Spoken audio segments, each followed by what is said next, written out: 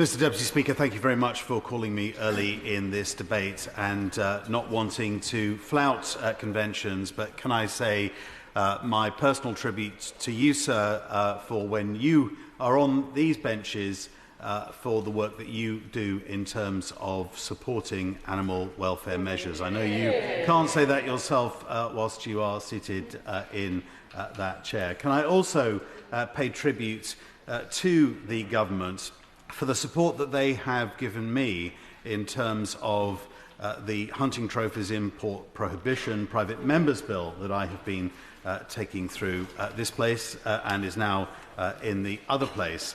And really thank both the Secretary of State, both the member for Castle Point as the whip, who have helped me in that bill, and also the Department for Environment, Food and Rural Affairs officials as well.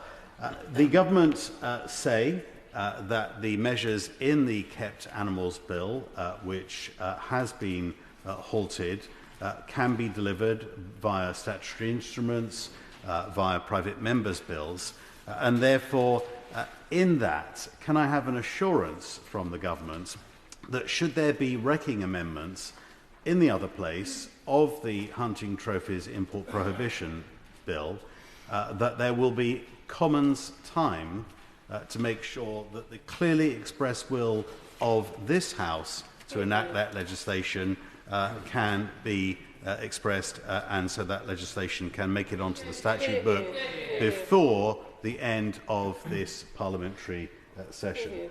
I also pay tribute to this government and we've heard the Minister speaking from the dispatch box on a number of measures that have already been achieved. The 5-year sentence increase for animal cruelty, the Ivory Act, and that having been extended in terms of its provisions, CCTV in slaughterhouses to ensure greater welfare standards, microchipping of dogs and cats, as well as the Sentience Committee being established so that all future administrations will have to pay the highest regard to animal welfare.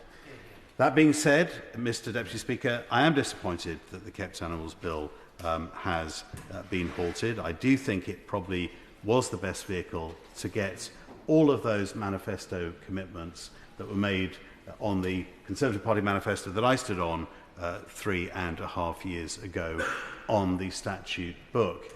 However, what I'm interested in, Mr Deputy Speaker, is that whatever parliamentary vehicles are used, they are used and they are completed before the end of this Parliament to ensure that measures such as live animal exports are halted for fattening and slaughter. I know none have taken place since Brexit, but it's important that we make sure that that becomes law. And I would point out that, of course, is only possible because we have left the European Union, and if we were to rejoin the European Union, then that wouldn't be possible. Pet theft, I think, is another very important matter.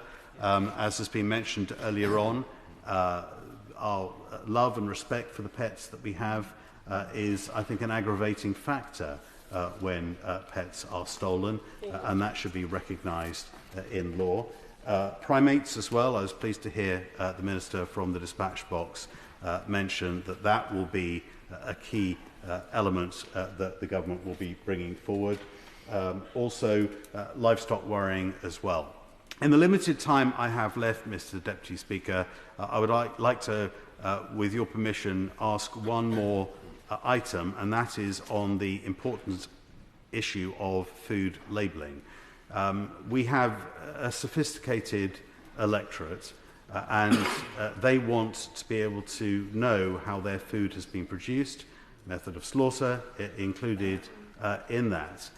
And the government, I know, had committed to a consultation on food labelling, and I would be grateful if, in response, the Minister or the Secretary of State could update where we are with regard to that important matter. I think it's important that as a House we try to park the politics when it comes to animal welfare, because the vast majority of us want to achieve the same thing, and only by working together will we do that for the well-being of animals. Brenda Sharma. Thank you, Mr. Deputy.